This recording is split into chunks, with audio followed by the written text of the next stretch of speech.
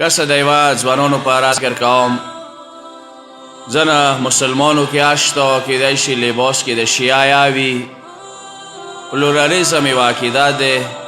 راغلي انګریزانو نه ده چونکې هغوی مختلفو دینونو نه ستړي شول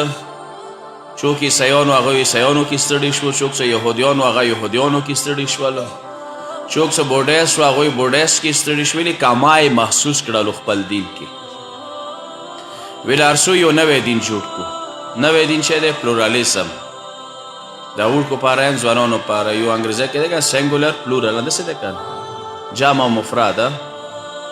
جمع پلورالیزم داسې به وکړو څه کوم دین کې ښه ښه شیونه ته نه راټول بي کړو نوی دین به جوړ کړو هسې دینونو ستړي کړل ځانه سوي ده بېدینه مخلوق څخه یې څه دین نه ستړي شول نو اول ځواب دوی دپاره دا دی څه تو دینونه کم کړه که ته اوسې بلایو زیات کړو نو سهار دین نه دوی لږ لږ شیونه راواخیستل خو دا خو بل دین نشولو که خو څه شل هغه دي تو والا 21 کې راغلل تو کم کړه که نور ته زیات کړل دا پلورالیزم عقیده ده دوی بنیاد دا دی څه هر دین نه یو ښه ښه شی راواخلې زموږ ځواب دوی ته دا دی څه ما ته وښایي چې اسلام کې کوم ځای کې شی دی چې هغه یې عقل و منطق و سوچ و د دلیل و د ثبوتو خلاف وي بیا هغه پرېږده او د بل راواخلو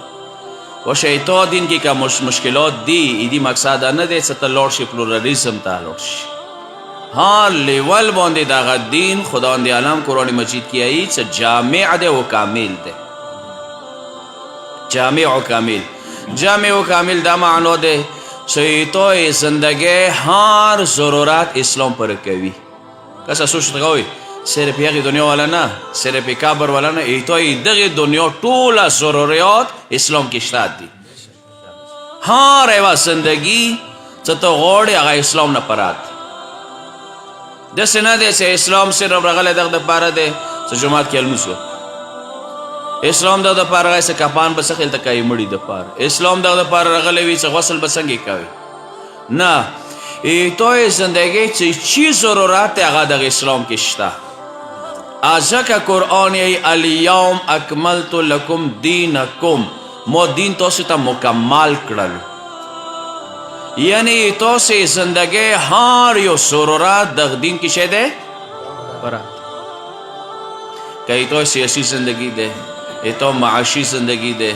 ایتو انفرادی زندگی ده ایتو اجتماعی زندگی ده ایتو کور والا زندگی ده ایتو بهر زندگی ده حتی از بدش الفاظ که صدا الفاظو که سو سپو شوی چه اسلام دور جامع ده چه تکا وشروم تا چه کم اخپا مخی که کم ورسته که چه روازی کم اخپا مخی کم ورسته چه اسلام آغا ندی پریخلید به ایتا معاشی نظام ایتا سیاسی نظام اسلام نپاتی ده صلوات واسه محمد آل محمد بان